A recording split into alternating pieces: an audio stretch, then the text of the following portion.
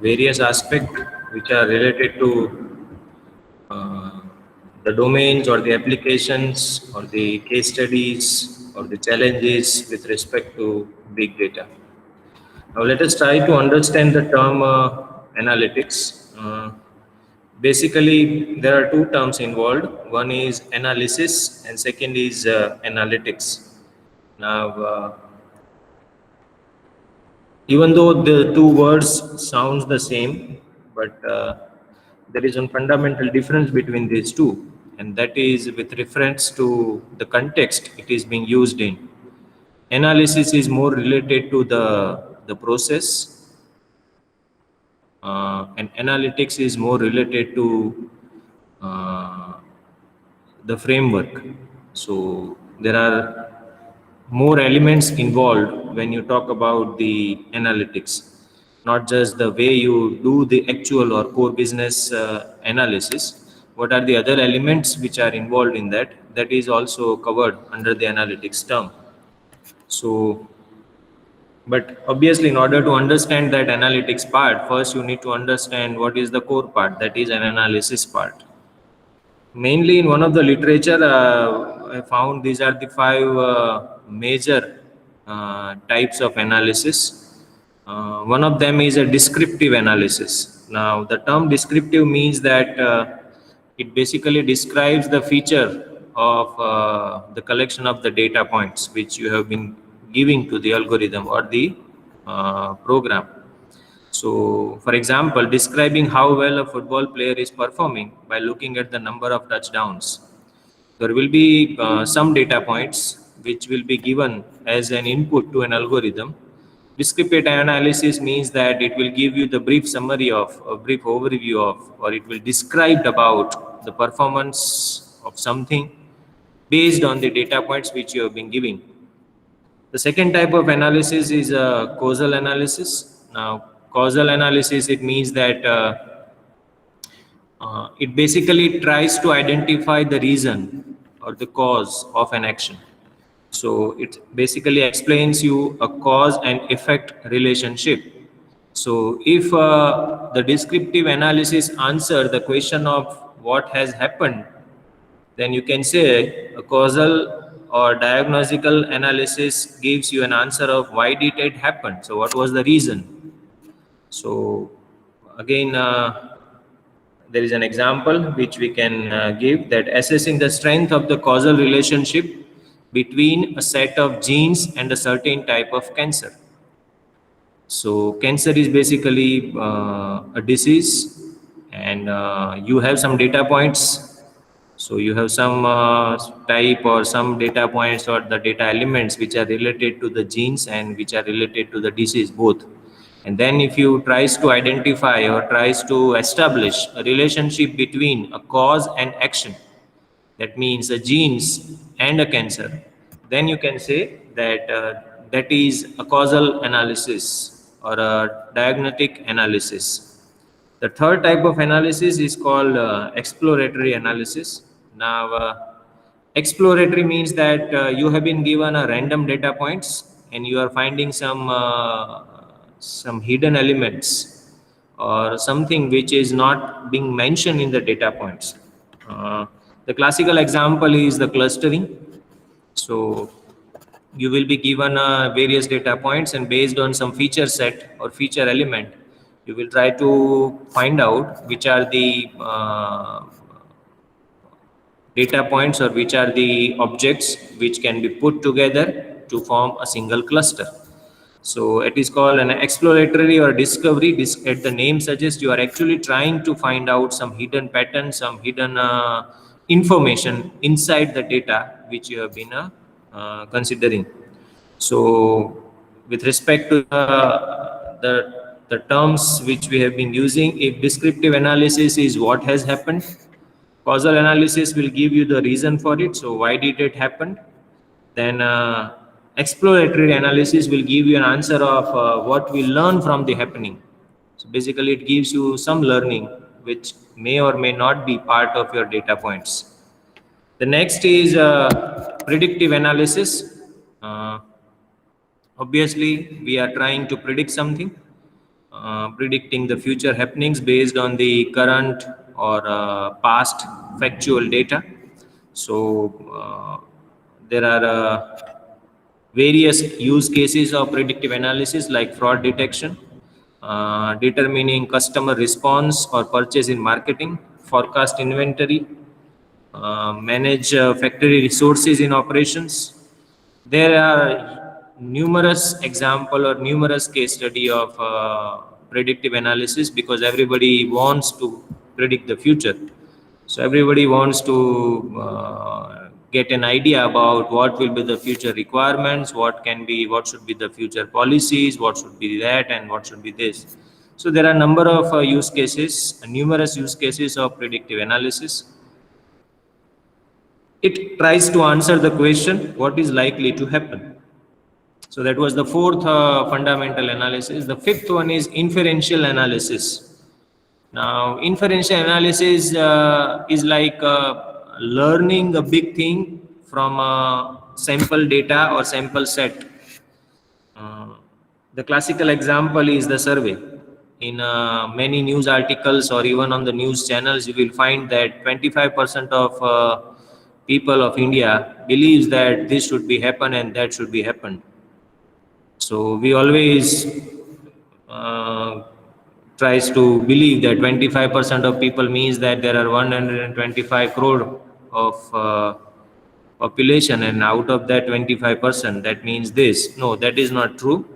Basically, that's all the surveys are performed based on the sample data. So they will select or choose numerous people from different part of a country with different domain, with different cultural and social and economical background, and then they try to get the views from them, and then they believe that okay, if this is the view of the sample data set, then obviously the resultant outcome or the resultant learning for the entire set of data will be the same or more or less same. So that is what the belief is, and it's true as well, because ultimately if you have selected a data set or sample data set properly, then it's most of the time the result are always true. Whatever is being generated from the small data set, it's more or less same for the bigger population as well. So that is called an inferential analysis. So using small sample set of data to say something about bigger population. Like looking at the grades of all first graders to explain how well the entire elementary school is doing. So this is an example, and you can state numerous example for the same case. So it's basically learning a big thing from a small data set. So these are the 5 fundamental types of analysis. Any analytical problem will actually round around, or it will always move around this or any of this. So that was about the fundamental types of analysis. Now, let us try to understand the big data analytics point of view. So now we are saying that we are dealing we are trying to perform the analysis on big data. Now the first thing is very much assured that when you are dealing with the big data, that means that you are dealing with either more data, either high velocity data, or either complex data. So that means it's either a volume driven data set, or it's a velocity driven data set, or it's a variety driven data set. But ultimately, it has its own challenges. We have discussed that as well. But let us try to understand from the big data perspective, when you are dealing with a volume-centric data set, then overflow of data may paralyze the data analytics. Paralyzing means that when you give too much of data to something, some algorithm or some analytic method, it tries to tends towards something. So that's bound to happen because there was a huge data set. So that is the possibility, and that's why we need to think about it. Large quantity of data coming within a short duration, but the device and system may not be ready to handle this. So that is what the problem with the velocity driven data set. And the problem with a variety driven data set is to handle a different type of data or even incomplete data as well. So all these method assumes that your data set is complete, it's as per what it should be. But when it comes to the big data perspective, there are various tasks which are to be required to be performed, and these are, I think, the overall process of extracting insight from the big data. The first step is, I think this we have discussed, but with a different context. We have discussed this with reference to the challenges which we are going to face while analyzing the big data. Now let us try to understand the exact process. So the first step in data analytics or big data analytics is data acquisition and recording. Data acquisition means we need to collect the data from various sources, from different geospatial distributed sources. That means they are also located in the different part of the world. They are not at the same site or a same place. So you are supposed to collect the data from that point to the point where you are actually going to process it. So that is the first step. Second step is data extraction, cleaning, annotation. Basically, you are talking about the pre-processing over here in the second step. Extraction means you are trying to filter out something which is of more significance, which is of more importance. Cleaning means you are trying to clear which is of less significant or which is incomplete or bulky or a noise, you can say. So something which is or which may affect your outcome negatively, that is to be removed from the data set itself. So that is called cleaning. And annotation means sometimes you need to annotate the data points as well. Annotating means that giving references, giving representations to the data. Remember, we are trying to deal with the variety as well. Variety means you have unstructured data as well. And technically, you can never process unstructured data because you are dealing with the machines, you are dealing with the algorithms. Algorithm means a well-defined computational procedure. So when you have well-defined computational procedure, your data has to be structured because then only it can be understood by that procedure. So whatever unstructured data you are saying that we are going to process unstructured data or this and that are actually to be converted to the structural data representation before it is to be processed. So any unstructured data analysis requires this step that is called data representation. You need to convert it into some sort of structural data. Let me give an example. Email is an unstructured data.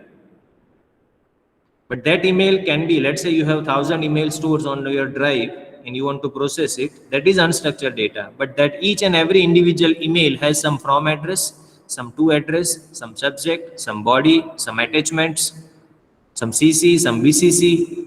So these are there. So what is this? These are basically a structural attributes. So now you can you can read out your emails and then try to identify or extract this information, try to annotate it differently. Let's say if this is an address, then it has to be from address. If this is address, this has to be to. This is a subject. This is an attachment which we are attaching. So that is called annotation. Annotation means assigning a context or assigning or giving a semantics to the data which you are possessing. So that is annotation. The third step is integration, aggregation, and representation. Again, I think this we have discussed. Aggregation means, let's say your application is related to the IoT and it's a sensor driven application. So you have a, let's say, temperature sensor established in some region. Let's say your project is related to the farm related project where you are actually controlling the water supply based on the humidity in the environment. That is your objective. But your farm is very large, very huge. So you need to put lots of, or let's say it's not an individual farm, but it's it's a government project, or they are actually deciding the subsidy based on the requirement, let's say, for example, and they need to monitor the entire city, entire state, entire country. It can be anything. So now they have deployed sensor everywhere. They have deployed sensor at every point where it is required to be, or your data is to be collected. So they've deployed that sensors, but that the sensors will actually record the temperature. But are they going to keep the record of each and every individual sensor? No, they are not going to keep a record of each and individual sensor reading. What they will be doing, they will be collecting the data from, let's say, within a 5 kilometer range. Let's say there are 5 sensor or 10 sensor. They will collect the data from all these 10 sensor. One is giving temperature 40, another is giving 41, another is giving 42, 40, 43, 41, 42, 40, 40, 41. Now, they are not going to maintain these 10 data points. What they will do for this particular region, the temperature is 41.23. That is an aggregation. So, majority of time when you are dealing with big data, you need to aggregate the data because your concern is not always a single and individual data points. Your concern is more about the collective impact that data is creating. So that has to be converted into aggregated form. What this will do, it will actually concise your data. It will make it small. So that will actually help you to get the better results, and it will give you more accurate or you can perform more accurate analysis on the aggregated data. So that is the objective, integration, aggregation, and representation. I think I have discussed representation in the previous step. That was wrong. It has to be done in the whatever. These are not the standard step. These are actually the process, and process can be step 2, step 3 can be always. Someone will say that representation is step 2 and this is step 3. It's okay. But these are the terms which are required to be understood. You need to represent the data. Representation, I told you that representation means you have unstructured data, so it has to be converted into the structural representation. We'll try to understand what it means with this some of the example in the subsequent sessions. The fourth step is actual analysis, which we have discussed here. All these descriptive, causal, exploratory, predictive, inferential, all these analysis will come into the picture in the step number 4, or there can be many of this. There can be hybrid also. So there are number of analysis. All your clustering, classification, association, rule mining, all these data mining techniques will come into the picture. Your support vector machine, then neural network, convolution neural network, all that genetic algorithms, fuzzy logic, these all are AI-based technique will come into the picture in the step number 4. And once you have applied those technique, you will obviously that technique will generate some results. So that has to be interpreted, that has to be put it in a form which can be understood, which can be understood by more non-technical person as well. They will not understand the numbers, they require some input, some statements. So that comes under the step number 5, that is called an interpretation of results which you have generated. I hope that point is clear. Now, what we have discussed the type of analysis, what are the various and fundamental analytic methods. Second, we have discussed the same thing from the big data perspective. And what are the other tasks involved. It's not just analysis which is sufficient for getting the results. Now let us try to understand what are the different types of, I think this we have been discussing. I have been giving you an example, but let us now try to understand in more depth. So there are basically 3 types of big data. You can say it's a types of big data as well. You can say it's type of data as well. Again, I will tell you big is a relative term. So don't try to get confused by big is something which is different. It's not different. It's basically you are dealing with the size and the velocity and the complexity of data. Otherwise, everything which is applied on data, is applicable on big data as well. Okay. So whether you can say types of big data or types of data, both are same. So there are major 3 category or 3 class of data. One is called structured data. Now, structured means what we have been doing till the evolution of the computers. Everything is being stored in a structural format, structural representation. So structure means something which can be preserved in a tabular form. So when you say tabular form, it means that you have a rows and columns. So the data which are stored in any ER-based diagram or ER-based database like Oracle, MySQL, or PostgreSQL, SQLite, any relational database where you can create an entity relationship model falls into this category. Your data stored inside your Excel sheet, so or your CSV files, all these are structured data. So because they has rows and columns, so database table or spreadsheet, these are called structured data. uh, the most simplest form of data to be analyzed. Once you have data in this form, it is the most suitable method or suitable data set for to be analyzed. Obviously, you need to apply intelligence, but the simplest thing which you can achieve while having or performing the data, this one is uh, the structured data. Second is semi-structured data. Semi-structured means that, as the name suggests, it's basically a combination of structured and unstructured. That's why it is called semi-structured. Now, this is a type of data where actually you have some sort of structured, as well as you have a flexibility of unstructured as well. So you have a strength of structure, strength of unstructured both. Flexibility is the strength of the unstructured data, and simplicity or the representation simplicity is the strength of the structured data. So this is the data where you can have both of this. So like your JSON data or XML data or any NoSQL database will fall into this category. Uh, so by definition, you can say semi-structured data is information that doesn't reside in relational database, but that does have some organizational property that make it easier to analyze. So that is called your XML. So most of the time in most of the technology set, most of the languages, you will find that configuration file are always either of this form, either they are in JSON format or they are in XML format. Even your Android configuration, even your package.json, your composer.json.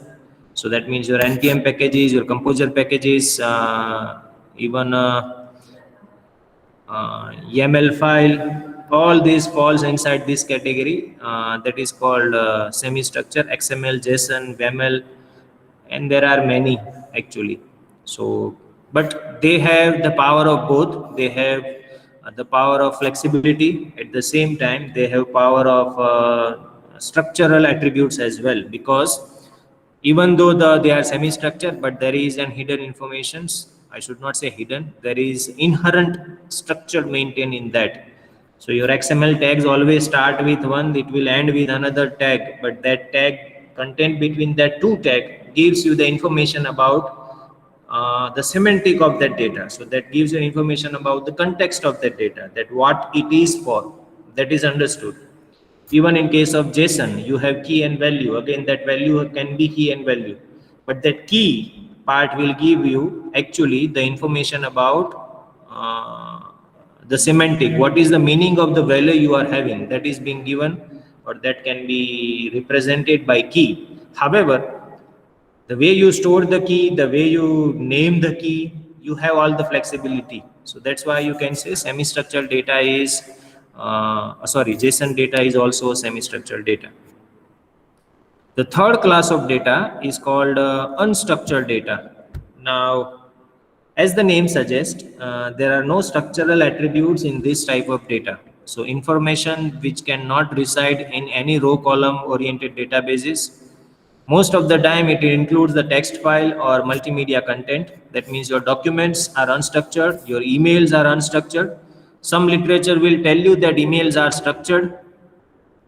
sorry, semi-structured, because there is a from address to address, then sub email body, then subject and attachment, the same thing which we have discussed earlier. But here the email is in the context of the email body. So whatever you are writing inside that body, that is always going to be unstructured. So documents, images, videos, all these are unstructured data.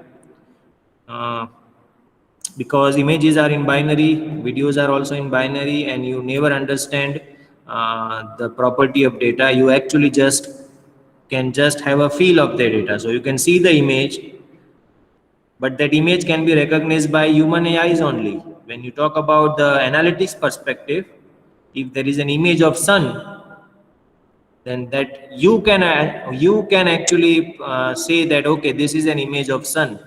But if you are making a search engine which can work on this kind of a property, then it's a huge task. Even Google today also, they are not ready with the context driven or context driven search engine for images.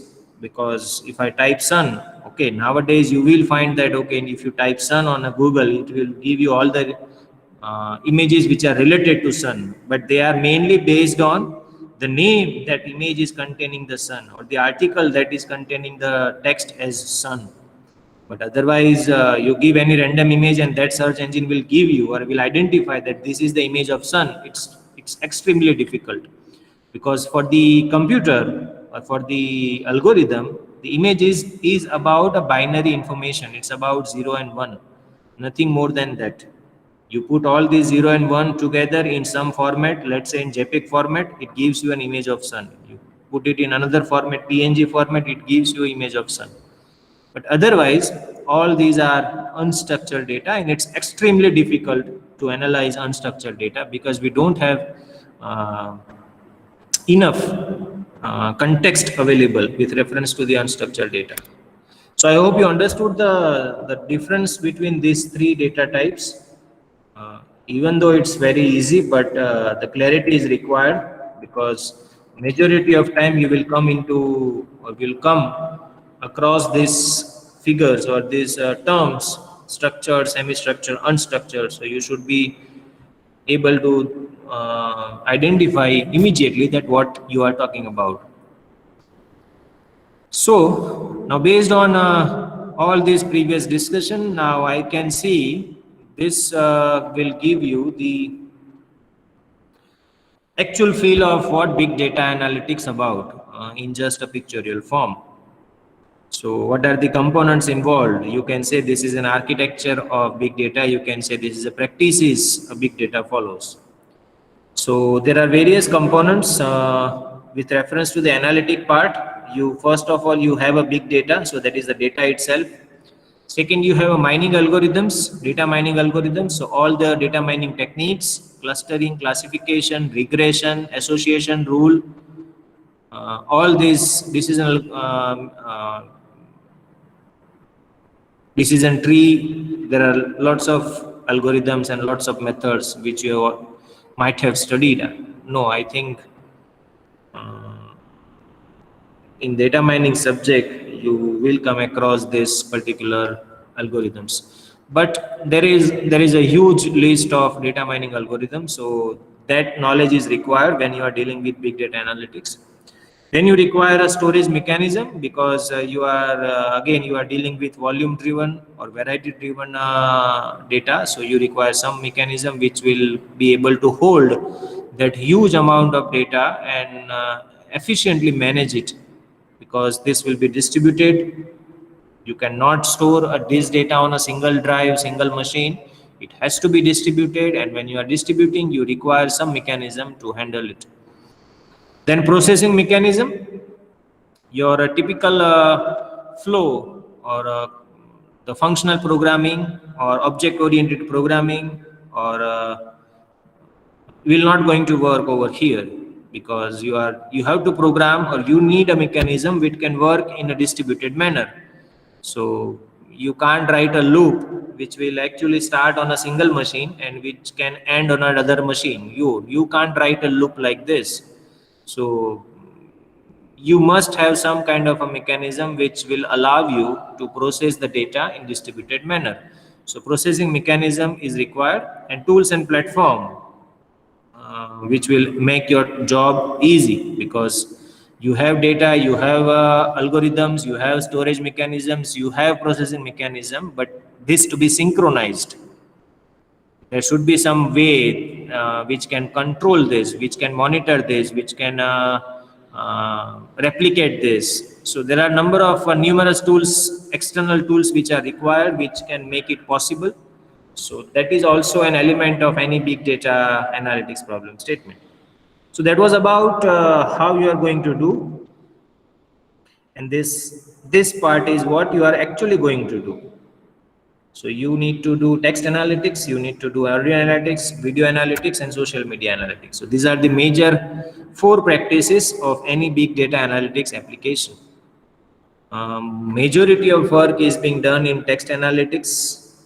Since last 5 years, huge work is done in social media analytics due to increased influences of social media platforms on human life.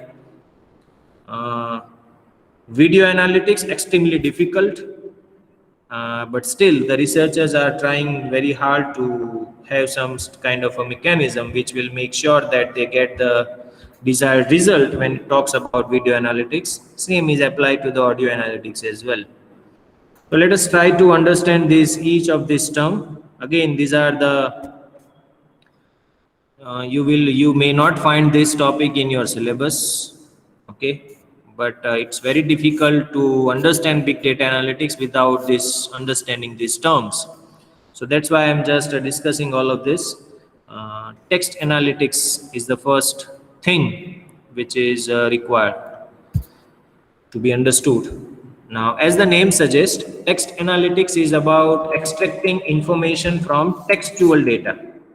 Now, textual data means text-based data. Anything which is stored, transferred, generated, communicated, whatever you can say, in form of text, it comes under this category. So examples are social network feeds. So your post on Facebook and LinkedIn, your Twitter tweets. So that's called social network feeds. Emails, because again emails are also in textual form. If you just ignore the attachments, then all the emails are textual. Blog, you will read the articles. As a developer, you read the number of articles. So that all comes under the category of blog. Online forum, you have a group, discussion group, Linux group. Then you have even if you are working in a let's say something like blockchain, so then you have different groups over there. Like for example, Hyperledger is one of the group which is working very hard in that domain. So all the forums related to that particular in technical knowledge or technical aspect or the technology set comes under this. Survey responses, corporate documents, because all the documents are again if they are not containing images, they are the textual data. The news, all the platforms, online platforms where you can news websites, there are numerous things. Call center logs, majority of service provider keeps a log of their consumer interactions. Even though they record the logs, but there can be some kind of a mechanism which will allow them to store a textual log of as well. So all that logs, even your web server logs. So if you have hosted a website on, let's say on Apache platform, then your Apache also maintains the access log, error log. If you are building a project in Laravel, then any application will actually maintain a log. So sometimes you may require to process that log. It depends on your application logic. So that comes under this category, textual data. So this is the form of the data. Let us now try to understand what it involves. Basically, there are 3 elements which are required whenever you are dealing with text analytics related problem statement. First is, I'm not saying that all three are required in every problem statement, but these are the related techniques which are required. Statistical analysis, most of the time, whenever you are trying to do, let's say, frequency analysis or TF-IDF, etc., there are numerous technique which I think if you have heard the term R language, right? I think you must have heard that term. The R language is basically developed for this purpose only, statistical analysis. So most of the mathematical computations which can help you in various data mining applications based on or using the statistical method, that can be done easily in R language. When I say easily, obviously you need to understand the language syntax, but it's more related to Python only. There is nothing new in that. If you are working in Python, then it's more or less same. But obviously you need to understand the language semantics when it talk about the R. But the reason I am discussing over here is that because R is a language which is more statistical processing oriented language, you can say. Next, it requires a computational linguistics. Now, computational linguistics. Linguistic means something which is related to the language. Language means what we speak, or language means a mean of communication. So, you require some mechanism which can actually compute the language specific, language related, language oriented, whatever term you can use, but something which is related to the language, inherent language.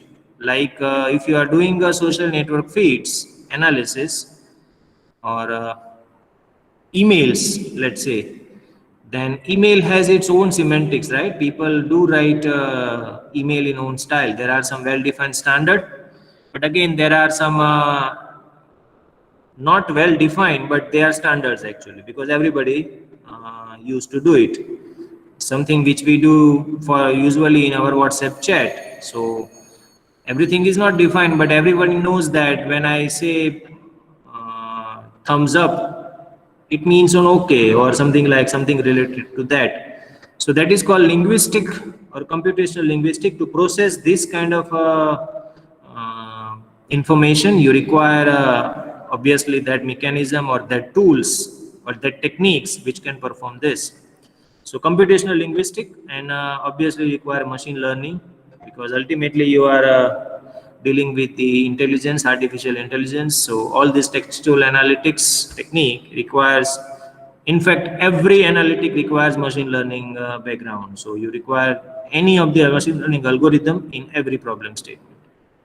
So these are the three major components it involves. Now, the objective is to convert a large volume of human generated text into meaningful summary, which can support you to take some decision. So basically, this is the fundamental and bottom line of text analytics. Now, example is you can predict the stock market based on the information extracted from the financial news, because all these financial news, which are an authenticated platform, are providing information, and there are numerous occasions on which it is being observed that news has an impact on the rate of the stock. And you can find that numerous example. If Elon Musk tweets something, or if he talks about something on with some news anchor, and if that news is published, then the rate of Tesla or the price of that stock of Tesla goes up and down based on the statement which is being given by that particular guy. So it's really, I never understand that actually, frankly speaking, but that is what it happens. Because how can a company goes up and high in a single day? Because ultimately you are actually dealing with the, it's basically a business. So where you are actually doing some task, some work, some manufacturing, something you are doing, and without doing anything. The employee of that company are doing the same thing. They are arriving at 8 a.m. in the morning. They are working. They are doing the same thing to that on that day as well. But suddenly the the volume or the capacity or the share value of that particular company goes very high, even though they are doing the same thing. So I never understand that, and I know that it can be never understood, but this is what it is. And people used to do the analytics, people used to predict the stock market based on that, and people used to earn out of it as well. That's why it exists. So even though we cannot understand it, but it's there. So you need, as a technical person, as a programmer, you need to understand as well, even though you are not convinced in that. Actually, that's what I mean. But that is textual analytics. I just given you the example of what it means. uh, Again, there are numerous techniques which are involved. See, this is actually the work of a research paper. Uh, so it has to be very concise, it will be very summarized. So it is very informative because these are the term. If you go through this, you can find numerous problem statement. You will come across the numerous problem statement while doing your masters, or you're doing your, or even if you are going into the industry, then also you will come across all these terms. So it's very important to go through this. That's why again I will tell you, these are not part, anything is not part of your syllabus. So you will not be asked the question related to the text analytics maybe, but it is extremely important to understand these techniques. So I hope it's clear. We will continue with our discussion in the next class. Anything which you want to ask?